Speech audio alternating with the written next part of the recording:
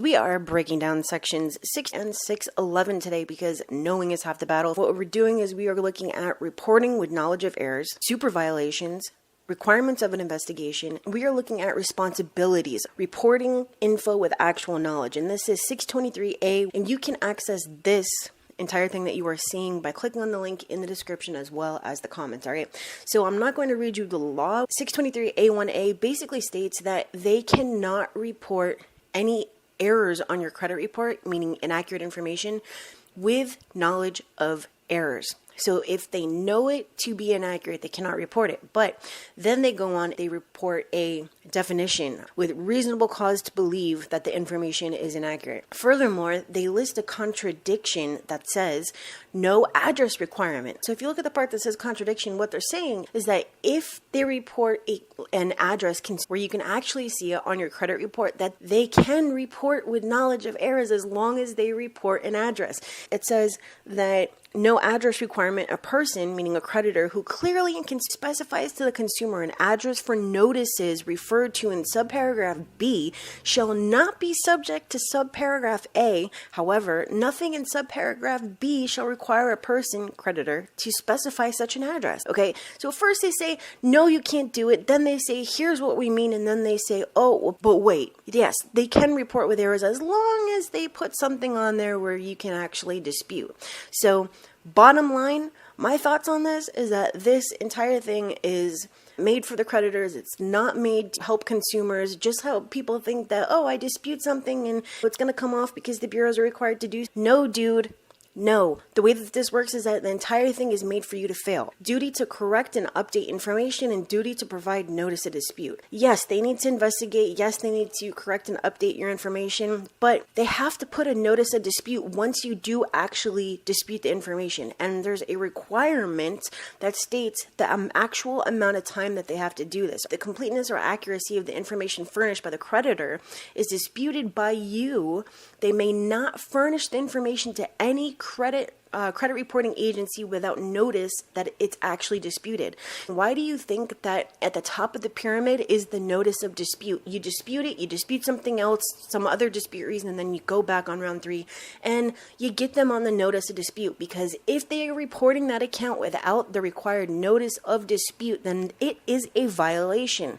Right here, tells you right here, and they have 30 days to enter that required notice of dispute.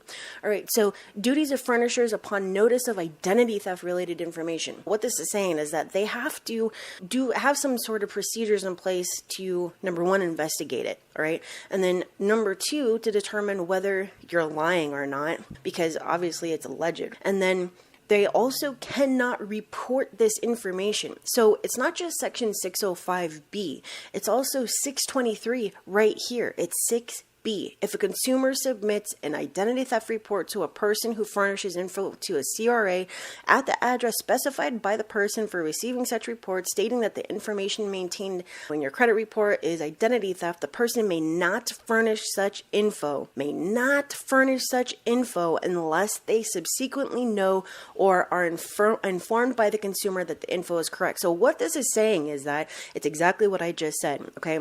605B says, hey, block this information, I'm a victim of identity theft. But 623 states the creditor cannot report this unless they know that you are lying or you tell them otherwise. So when you go and you dispute this, there are 2 sections that you can use, right? 623 and 605B. So that's what I'm saying. You have to know this stuff to be able to use it, right? And they have to have documentation, all this kind of stuff. But you have to realize once again that these are not made for you. They tell you that the FCRA was enacted because of the abuse of the bureaus and all that kind of stuff, but that's a load of crap.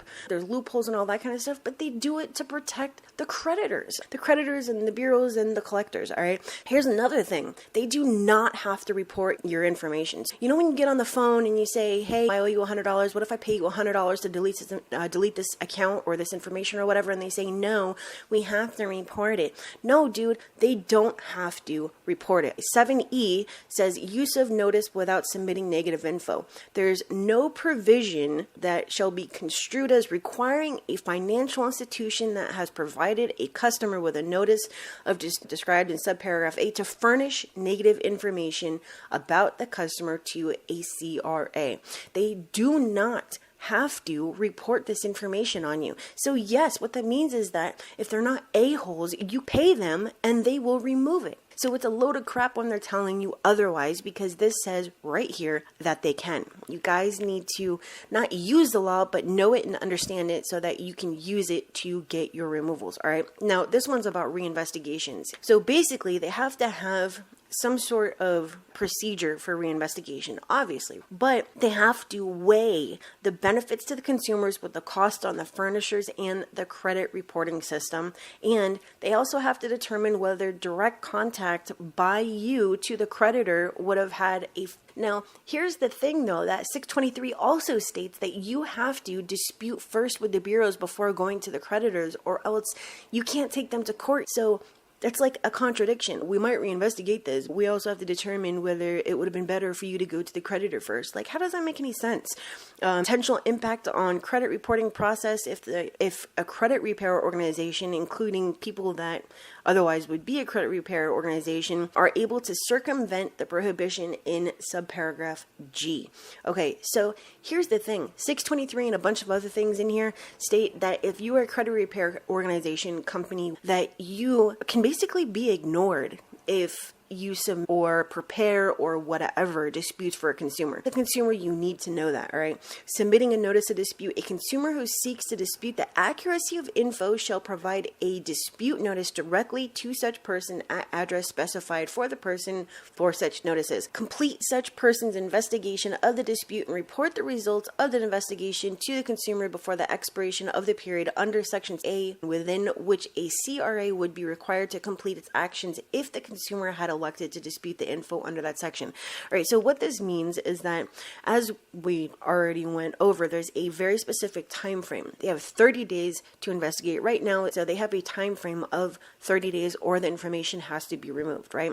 Additionally, with reinvestigations, it's the same, but there's more stipulations because they have to weigh whether it's, going to cost them a lot of money, whether it's more beneficial to you, whether all that stuff. They don't have to investigate if you submit the same information. So if you're submitting the same information, you're not using new dispute reasons, you're not starting with the date last active, then the date last paid, then going to the notice of dispute and all that kind of stuff, then you are basically going to be blocked and they're not going to have to reinvestigate. And that's basically what AF states.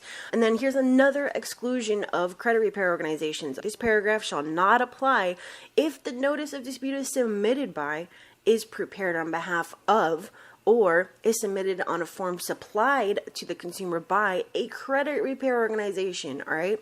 So once again, this is stuff that you need to know, because if you don't, you're going to be putting your company name on these disputes for your clients, or you're going to be saying, hey, I was working with a credit repair organization, and you're going to get your stuff not just ignored, but blocked from ever coming off, all right? Duties of furnishers of info upon notice of dispute. Okay, so this is basically what they have to do. All right, 9B says they have to review all relevant information provided by the CRA, all right? If the reinvestigation finds that the info is incomplete or inaccurate, they have to also report those results to all other CRAs that they actually pay to report to, right? And if an item is disputed by consumers found to be inaccurate and complete or cannot be verified after any reinvestigation for the purposes of reporting it to a CRA based on the results of the reinvestigation, promptly modify, delete, and block. And here we go again with a deadline. They have a deadline under 611A1, all right? Basically the way that it works, and there's a bunch of these different little things, but we are wrapping this up as far as deadlines. They have 30 days to investigate. They have 5 days to put the required, 30 days to put the required notice of dispute. If they delete something, they have a specific time period to let you know. And if they reinsert something, they have 5 business days to let you know. All right. So that is basically what this is saying. All right. So accuracy guidelines. What this says is that they have to have very specific methods and procedures to ensure the accuracy and integrity of the information furnished to the CRAs. Okay, they have to review the methods, including technological such as EOSCR, used to furnish information relating to the consumer to the CRA, determine whether people that furnish information to the CRA maintain and enforce policies to ensure accuracy, and examine the policies and procedures that creditors conduct reinvestigations and correct information relating to consumers that has been furnished to the CRA. So what this is basically saying is that as a creditor, their job is to ensure that they have methods and procedures and policies in place so that they can, number one, investigate.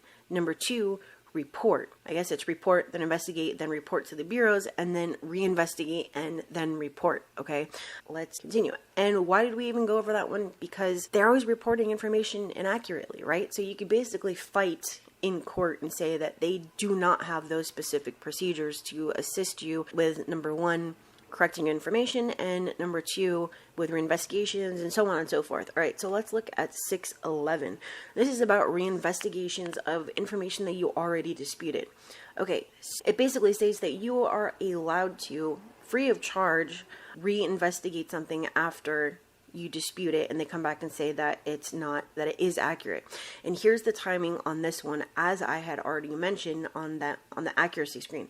All right, so in accordance with paragraph 5, before the end of the 30-day period beginning on the date on which the agency receives the notice of dispute from the consumer or reseller, they have to promptly enter the notice of dispute before they have to notify you within 5 business days, determination that the dispute is frivolous or irrelevant. They can terminate your reinvestigation if it was disputed by you and you're a credit repair organization and they figured it out, you didn't provide enough information and all that kind of stuff.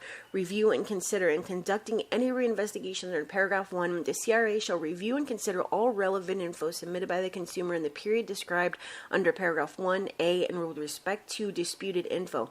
This is a load of crap. I'm telling you this is a load of crap because they don't actually review any documentation. That's number one. And then number two is that anytime you send in a template and it says unverified, you are not providing enough information for them to conduct, number one, investigation, and number two, reinvestigation, and therefore they can come back and tell you that this is frivolous or irrelevant every single time. So why are you guys using templates? I have videos that show you how to do this the exact way you're supposed to, using the actual factual data directly from your credit report and how to use it and the formula and the breakdown and all that kind of stuff. So when your disputes are coming back as irrelevant or frivolous or whatever, your number one reason is going to be not providing enough information for them to determine what you're actually saying. So requirements relating to reinsertion of previously deleted material. This one's a load of crap because it says certification of accuracy of info. If any info deleted from the consumer's file pursuant to subparagraph A,